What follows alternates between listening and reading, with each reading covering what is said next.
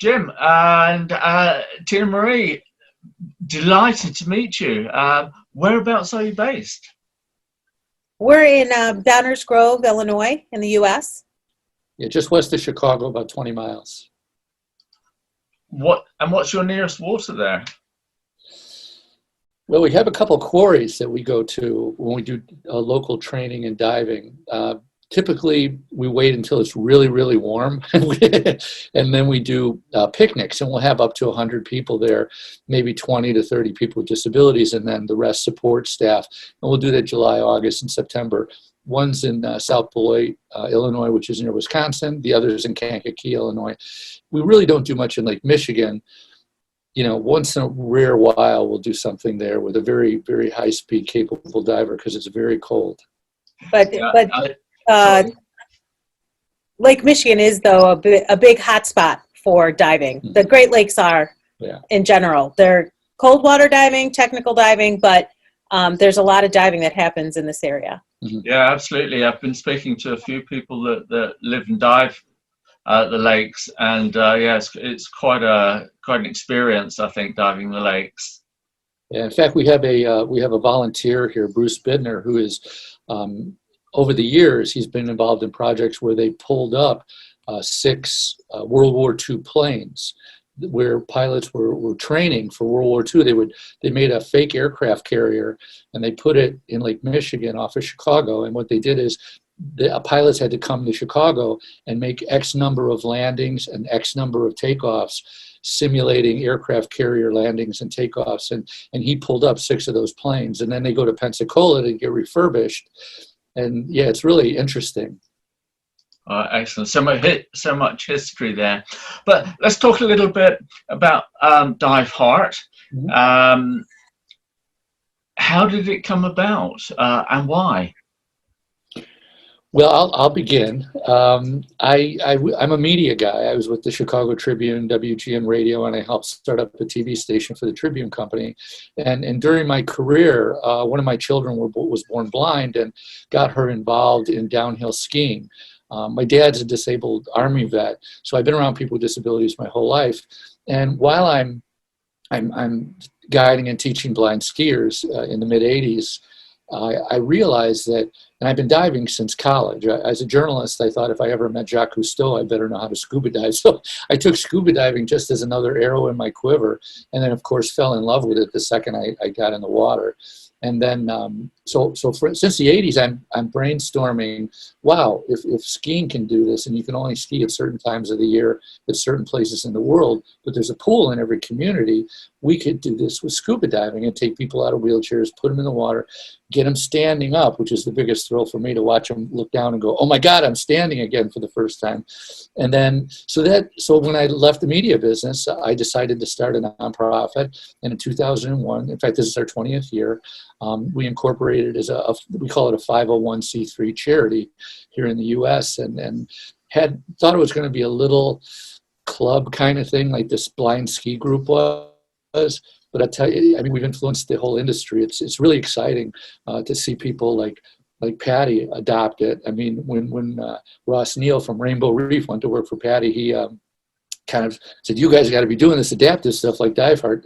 Ross was one of our instructors, so it's been very exciting. We had no idea. We have programs in Malaysia and Borneo, all over the world.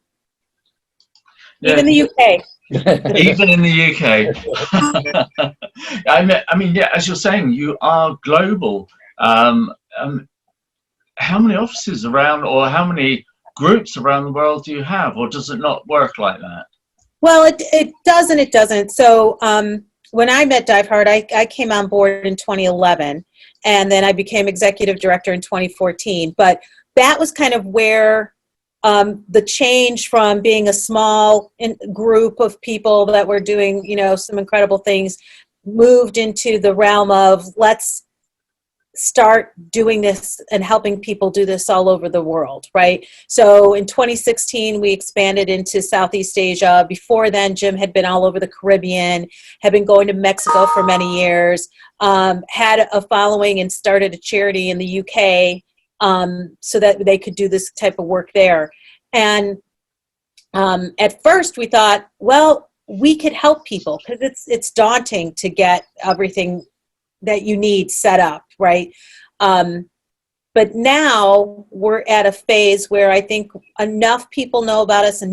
When we started our training agency in 2014, it was to help people learn and to give people the experience they need in order to feel confident to be a buddy, to be an instructor, and to go out and do it on their own. So now we're kind of doing a new type of morph where we're hoping to inspire people and to help them get this into their own community, but where they can run it.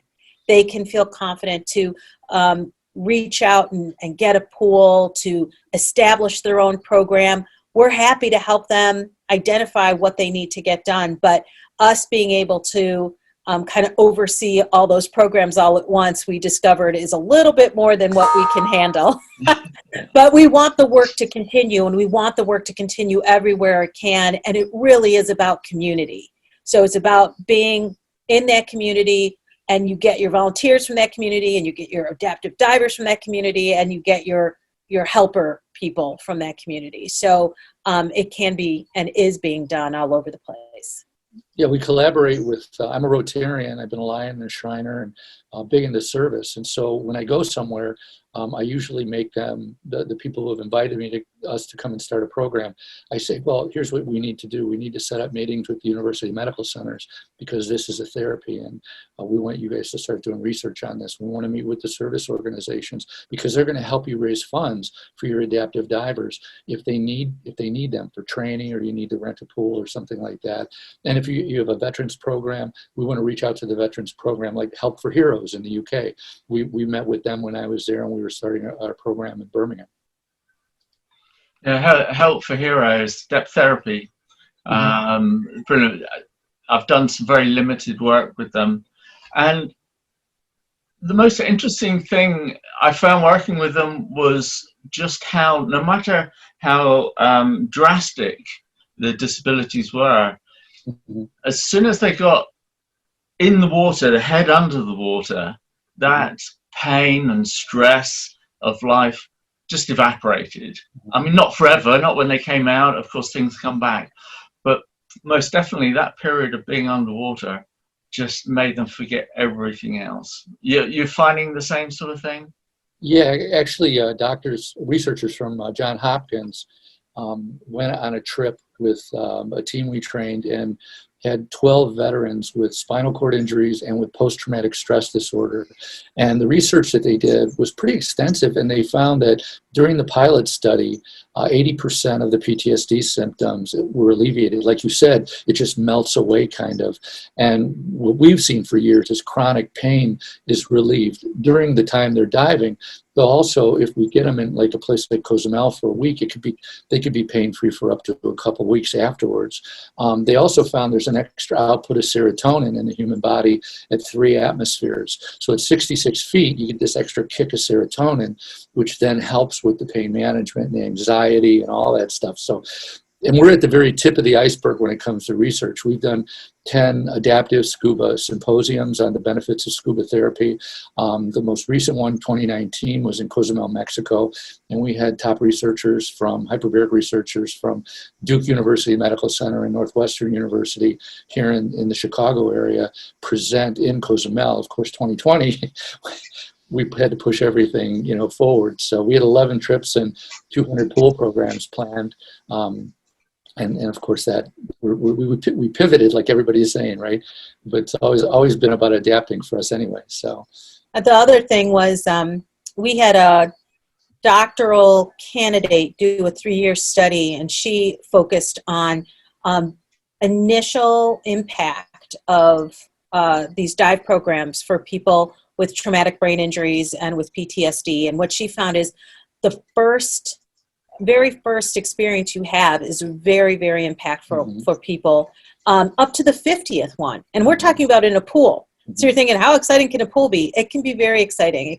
It really goes to the heart of people and, their heart and their mind as to how they think about themselves and the abilities they have.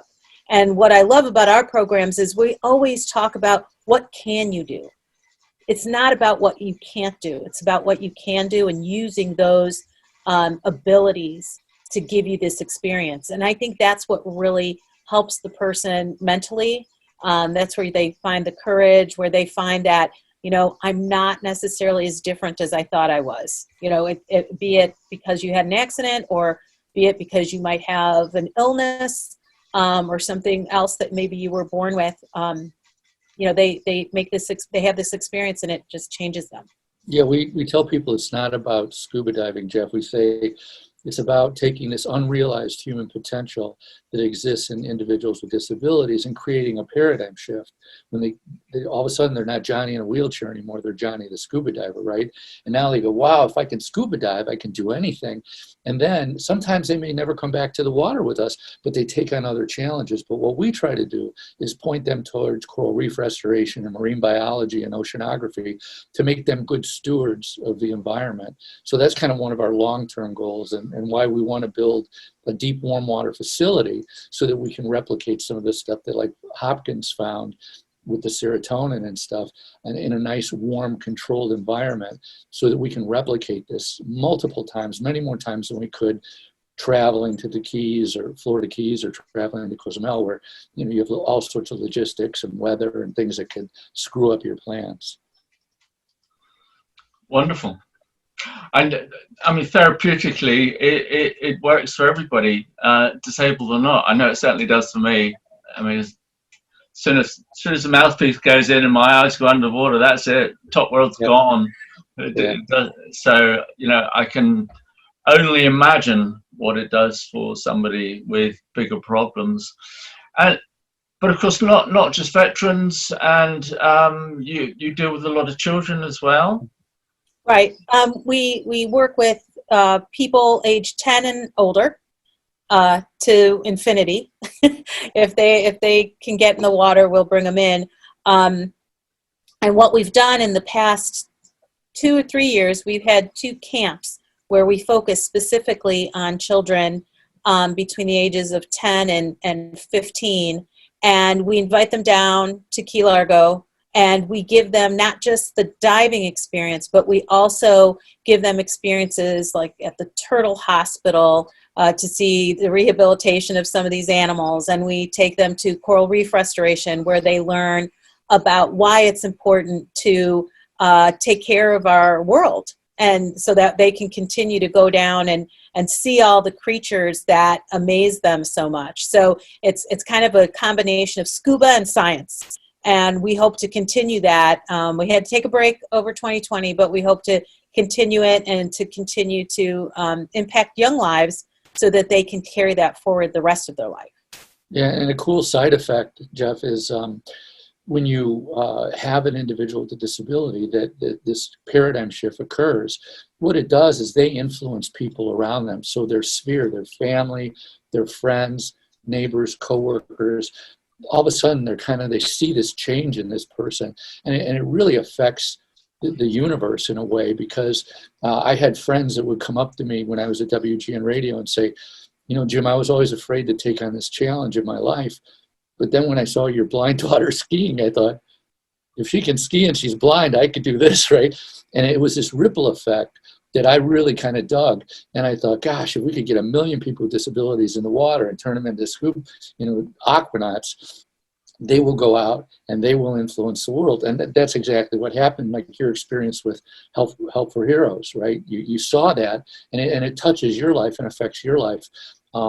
Whether we know it or not right away, it positively influences people, and that's got to be a good thing, right? Yeah, absolutely. Are there ever any circumstances where you have to say no to anybody? Actually, this isn't going to work for you. The one condition that we're not able to work with is people who have seizures or on seizure medication right now. The reason being is if they're under control and they're on seizure medication, we don't know, and this is again why we want to have a facility where we can research this, but we don't know what seizure medication does when they go underwater. A lot of times we've seen anecdotally that people who are on different types of medications seem to go through, the medication doesn't last as long when they're diving. I don't know if it's because of their metabolism speeds up or, God only knows.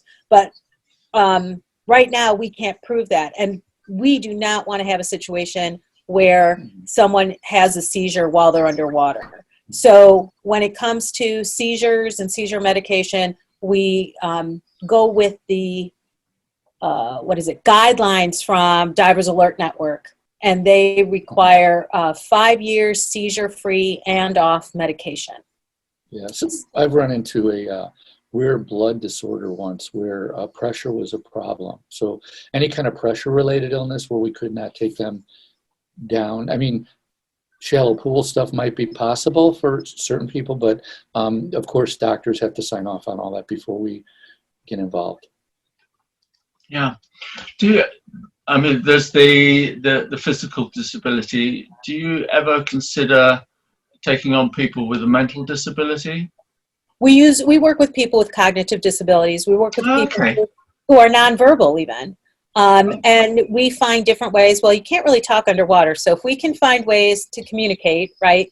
And with the cognitive disability, it is a little bit scarier. Sometimes if we're really concerned about a person, and taking them underwater, they might be okay most of the time, right? So we've even got to the point where we're holding hands. We hold hands, and as long as they're okay, and they feel secure and we feel secure, then that's how we dive with them under the water.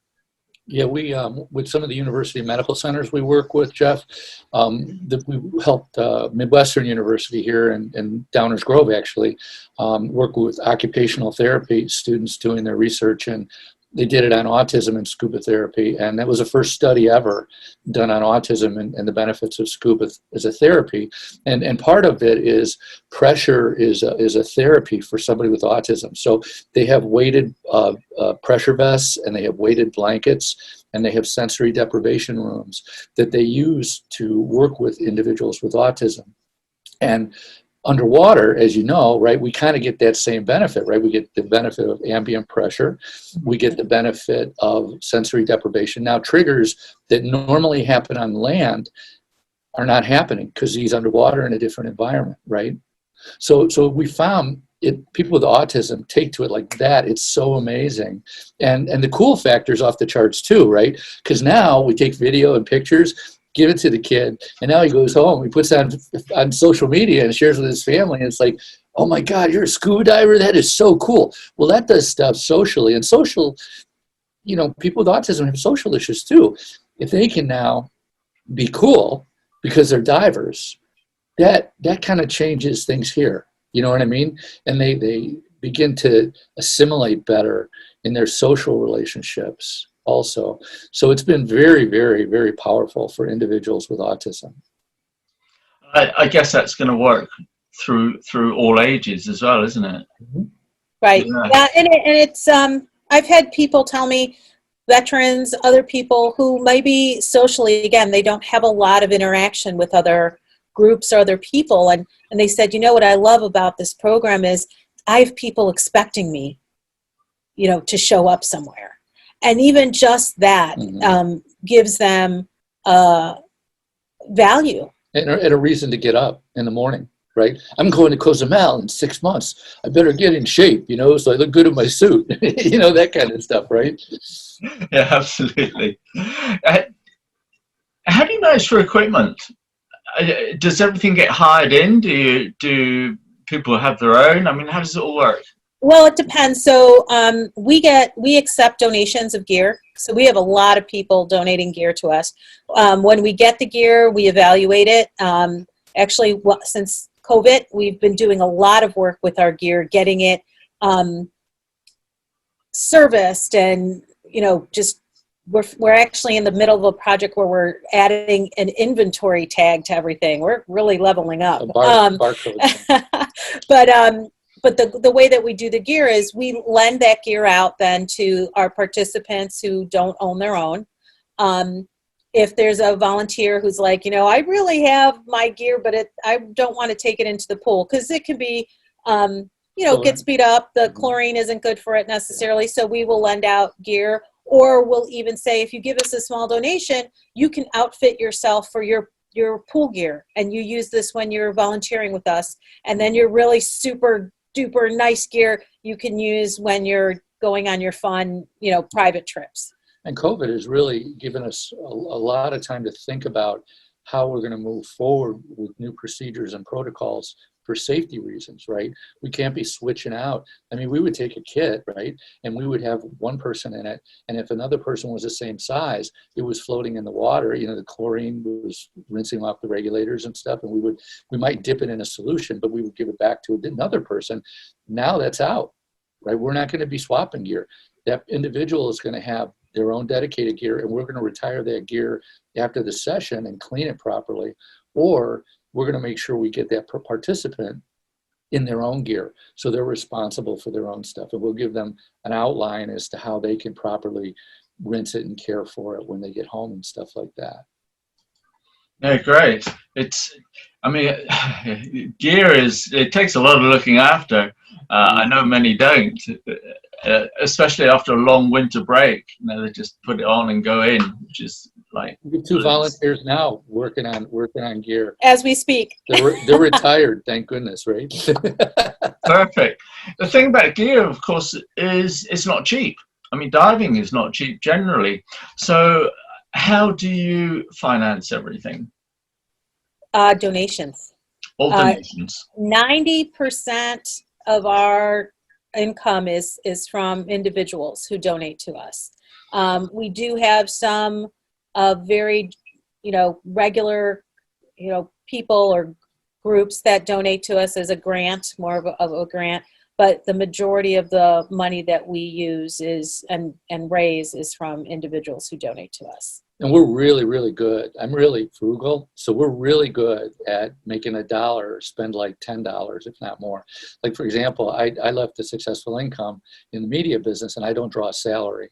And so Tinamarie will tell you, she goes, if Jim goes down, we're going to probably have to hire 2 or 3 people to do his job. Because, you know, with the, you know, I mean, all the things that I'm working 7 days a week, but I love it. It's not work. You know what I mean? When you love what you're doing, you do it. You just do it and you love it.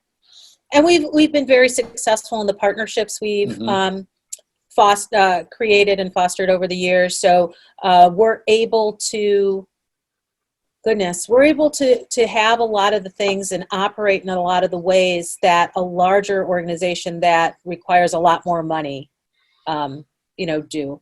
And we try we really think about the money that we're spending and how it's spent and why it's spent, so that, you know, we're putting money where we really feel like we're going to get a positive outcome from. And sometimes, you know, you learn, but most of the time we're able to really use it in a positive way, and it comes out for the better for us. Yeah, like our Facebook page, it's the power of partnership.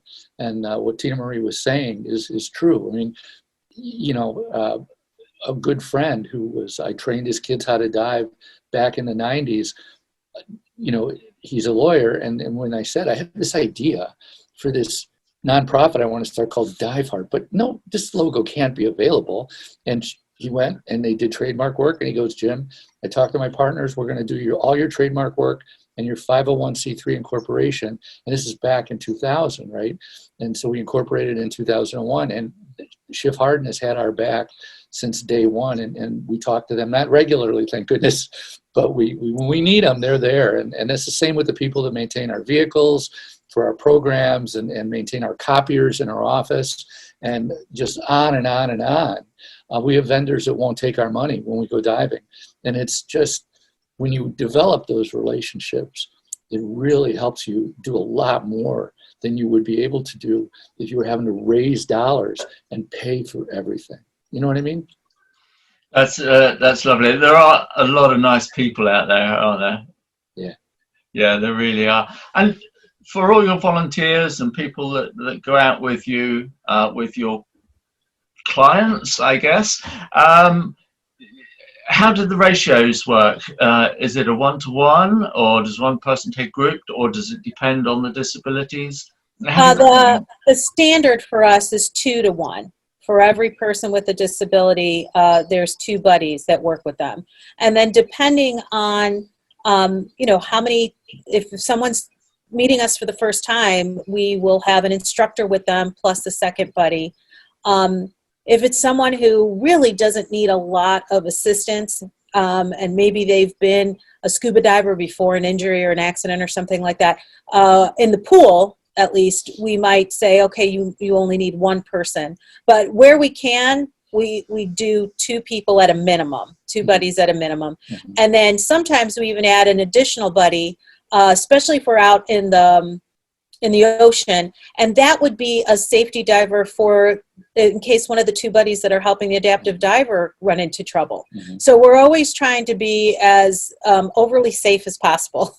Yeah, our training program, Jeff, is it's just so unique in the industry. We've developed tools that don't exist anywhere else. We have assessment tools that, for example, if you have a disability and you come to us and go, I want to learn how to scuba dive.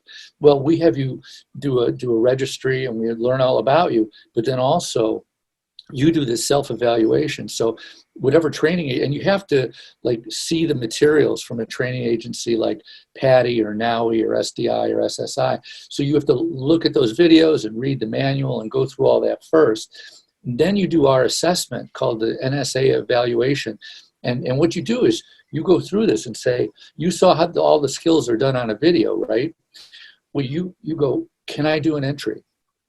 Do I need help with an entry? No, I don't need help with an entry. And we go through all the scuba skills and you do your own self-evaluation.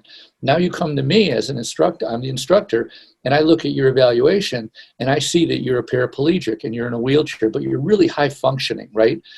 But your injury is relatively new and your mind is saying, I can't do anything. I really can't do anything. I'm disabled now, right? My life.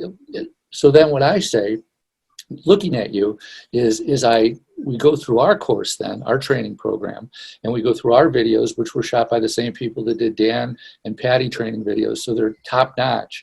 And all our training materials are based on decades of training people and working with people with disabilities. And then, you know, at the end of the day, I look at that evaluation you did, and maybe you were really timid and you were really underestimating what you could do. And then when we get through all the adaptive training and you learned all that stuff, you come out and then I do a second evaluation and I go, you know what? Jeff went from thinking he couldn't do anything to really being maybe almost open water, right? But he still needs 2 buddies. But we put you in an adaptive dive team.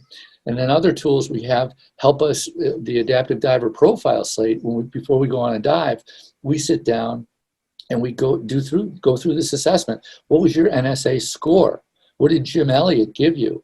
Okay, well, you need 2 buddies, all right? Tell us about your abilities. Tell us what you can do. And we go through another checklist of all the things that could come up on a dive, and then we have notes. So if I need to put special clip-on weights on your lower D rings, and I need to put a tank weight, you know, on the top of your tank because you're pivoting a little bit because part of your body may have atrophied, then that's all noted on your slate. And that slate is something that you keep as an adaptive diver. We don't call you disabled or handicapped. You're an adaptive diver, right? Now you have that slate. And if you go from the Florida Keys to Hawaii, you bring that slate with you and talk to another one of our adaptive instructors, and you can say, here's the waiting scenario they had for me in the Keys, but this is a little bit cooler water, so I'll need a thicker wetsuit, so we might want to modify that, right? So it's so safe, and the adaptive diver is a critical part of that adaptive dive team, and we put it on them. I mean, you know, if they're on a boat, and nobody did a pre-dive safety check, I'm like, it's on you, Jeff. You know, I don't care if you're in a wheelchair, you're part of that team, and that's your equipment, right? And we have, of course, we're doing the fun way. We don't beat anybody up. You know, it's all challenge by choice. We try and to we work right. Yeah. We work with how much ability you have, and you don't always have to go and dive with an instructor. But Right. after you're certified, you know, your card will tell you what type of team makeup you require. And as anything else, divers hopefully get better the more they dive. And so for someone who's like, I really thought I was going to do open water, and, I feel like these are training wheels. And I'm like, keep the training wheels so that you're safe, get better, become a really good diver, and come back and say, I'm ready to get my training wheels off. And that could happen, because hopefully you do get better. You understand yourself as a diver better over time. You understand the type of buddies that you like and don't like, and how. We have some adaptive divers that are just like, okay, yeah, I liked you on my team. No, you need to work on some of your skills, right? Because you weren't there when I needed you for this. So it's really, those adaptive divers, take as much control as they can. Another thing we're really proud of, Jeff, with our training program is we developed a certification level called the Advanced Adaptive Dive Buddy. So if you're a rescue diver or you're a dive master, you don't ever want to be an instructor, right? I don't want to be an instructor, but you're a really solid diver, right? You can handle your buoyancy, you can handle a quadriplegic in the water in a ripping current, right? But you don't want to be an instructor. So we created this Advanced Adaptive Dive Buddy certification level. And so that is a key, if you're a quadriplegic and you can't equalize and you can't do certain things, we will put an Advanced Adaptive Dive Buddy, an adaptive dive buddy, trained adaptive dive buddy in your group. And then, like Tinamarie said, we'll put another safety diver in that group in case one of those two guys have a problem. And every single person, whatever level you are as a trained buddy, you learn how to take a quadriplegic from 100 feet, if that's the case, safely to the surface on your own. We call it the single quad takedown drill. It's kind of like a wrestling move, but it's really fun.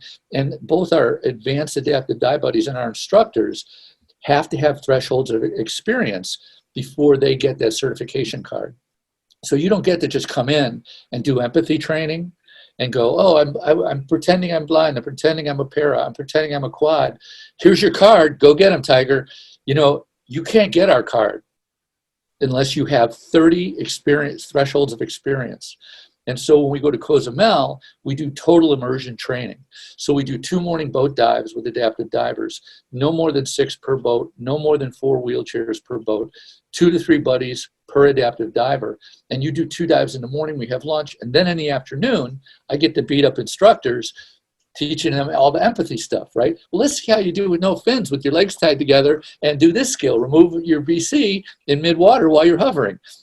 It's a great thrill for me to watch instructors that are all that in a bag of chips do some of these skills because, if you don't know humility, life will visit humility upon you, and this program helps do that. So it's a lot of fun, and we do it in a fun way. Yes, I think you're doing wonderful work and amazing. It's been an absolute joy talking to you, and thank you for taking the time to tell us all about it. I guess you're always looking for volunteers to help out. Always. Yeah. Always, and from anywhere. We have people that come, and we're hoping to do, once travel is allowed again, we're hoping to do more travel. I have an inkling that we'll hopefully go out to Egypt at some point and maybe do something out there and do some other trips. We have a very interested group that's out in Dubai, if you can believe it, that wants to see us come out there and do some training. So always keep your eyes and ears open. You never know where Diveheart's going to pop up, and we invite people to come and join us. And one way that people can volunteer remotely, we have this whole outreach and education program that we do. And if you go to click on media at diveheart.org and click on media, you'll find our brand new media kit that we had time to develop during COVID on our brand new website that we had time to develop because of COVID. And then and there's also, we have a YouTube channel with everything in playlists. So if you want medical stories, if you want symposiums, if you want military stories, if you want fun stuff, it's all there on YouTube as well. And then we have a media library below our media kit. And what you can do is, you might know somebody who's struggling with a disability, who's in kind of a melancholy period of their life, depressed or whatever. You might go through our media list and see something that really inspires you and go, oh my God, here's a quadriplegic that is just high on life because they're a diver. You take that link and you send it to somebody who needs that lift, that hope and healing, right? And it changes their lives. It's amazing. We can get people pumped up remotely. And that's what volunteers can do now during COVID, is from the comfort of your home, is you just go through and you take our stories and you, boom, blast those out to your networks and help people, and they will help somebody else, and then they'll help a kid, and then they'll help a family. And we want, this is the beauty of what we do, is we get the veteran with the disability, but his son has autism. Well, they can both become divers. And we can put them with the team, and now families, complete families, can go diving. And we've had that with families that have children with cerebral palsy and Down syndrome and different types of autism and different types of disabilities. We train up the family, and then they go to a place that is like Rainbow Reef in Key Largo. We train them all the time. We're sending people there all the time because they do our stuff. And so that you know you're in an environment where the dive operator knows how to handle you, knows how to respect you, knows if your child has autism. When they ask your child to do something, if the child doesn't respond properly or right away, they don't judge that child or get upset and go, why didn't the kid do that? I told him to get out of the way, because they're sensitive, right, to that. They've gone through our empathy training. But then this family can go to Rainbow Reef and can go, hi, I was Diveheart trained, and they assess things. They go through the profile slate. They go out on a dive, and they have an amazing time. And that's kind of our goal, man. If we get 1 million families out there traveling with their loved ones with disabilities, it'd be a success. Wonderful. Thank you both again. As I say, lovely to talk to you, and the best of luck with the future. I mean, just as you're going is a wonderful thing to know about. I'll wind it up for there, and I'll say goodbye. So thank you again. Thank you.